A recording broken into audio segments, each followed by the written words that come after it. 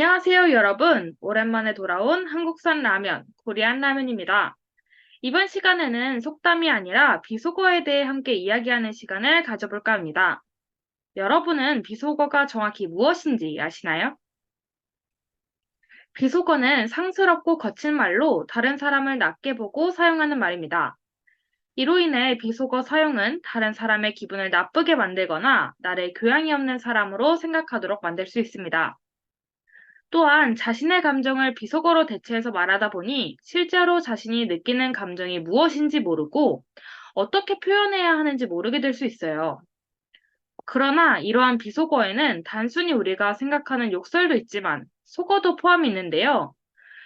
속어는 일반 대중들이 많이 사용하면서 신선하게 사용되는 표현으로 의젓하거나 신중하지 못한 표현을 이르는 말입니다. 이러한 비속어를 초등학생들부터 성인들까지 아무렇지 않게 사용하는 것을 쉽게 볼 수 있는데요.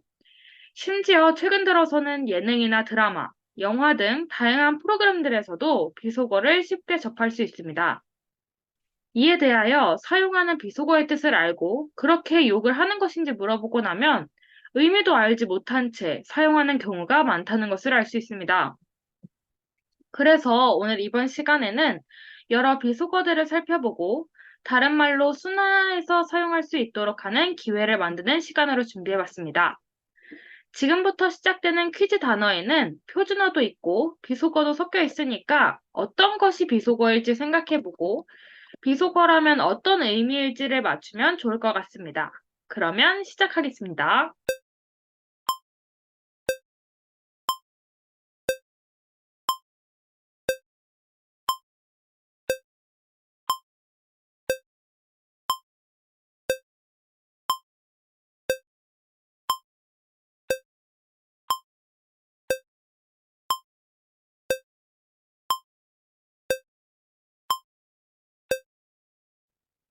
다들 잘 대답했나요? 다 비속어로 생각되는 것들이라 어떤 것들이 정확히 표준어인지 비속어인지 조금 헷갈리죠? 그러면 이제 하나씩 살펴보도록 하겠습니다. 먼저 꼽사리입니다. 꼽사리는 남이 노는 판에 거저 끼어드는 일이라는 의미를 가지고 있는 표준어입니다. 꼽사리는 곱살이라는 말에서 나온 걸로 알려져 있습니다.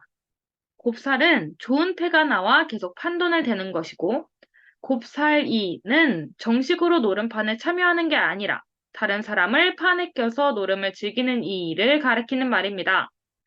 비슷하게 꼽이 들어간 아니 꼽다, 꼽다, 꼽주다와 같은 말이 비속어인 것과 다르다는 것을 생각해야 합니다.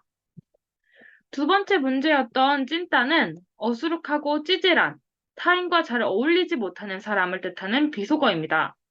여기서 어수룩하다는 순진하고 꼼꼼하지 못하다라는 의미입니다. 또한 전라북도에서는 절름발이라는 뜻의 사투리로 사용되기도 합니다. 표준어로 바꿔서 말한다면 외톨이 정도로 바꿔 말할 수 있겠죠. 세 번째는 지랄입니다. 지랄은 비속어로 뇌전증을 가리키는 지랄병이라는 순우리말을 의미하는 것인데요. 뇌전증 증상 중 하나인 경련을 일으키는 모습을 말하는 간질병에서 지랄이 유래되었습니다. 이런 지랄은 헛소리 혹은 거짓말, 그리고 허튼 짓을 낮춰 말하는 것이기 때문에 이를 다른 말로 바꿔 쓴다면 난리로 바꿔 쓰는 것이 자연스럽습니다. 네 번째 쪼개다는 표준어로 사용되기도 하지만 소리 없이 입을 벌리고 웃다라는 비속어로 사용되기도 합니다. 단순하게 물체나 공간, 조직, 시간 등을 둘 이상으로 나눌 때에는 표준어로 사용이 되지만 실실 쪼개다와 같이 쓰일 때는 비속어로 사용된다고 할 수 있습니다. 이 쪼개다는 다른 표준어로 사용되는 것과 같이 하나를 두 개 이상으로 나눈다는 의미를 가지고 있어서 슬며시 웃을 때 입술이 벌어지면서 둘러다니는 모습을 표현한 것입니다. 마지막으로 조지다는 일이나 말이 허술하게 되지 않도록 한다는 의미를 가진 표준어이자 일을 망치다는 의미를 가진 비속어입니다.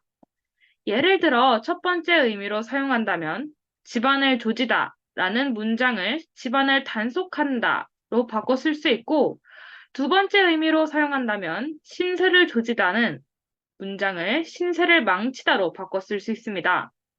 이처럼 말을 할 때는 단어의 의미를 생각하면서 말을 해야 한다는 것을 알 수 있겠죠. 오늘은 이렇게 비속어 같은 표준어와 비속어 총 5개를 살펴보았는데요. 어떻게 다들 잘 이해가 되었을까요?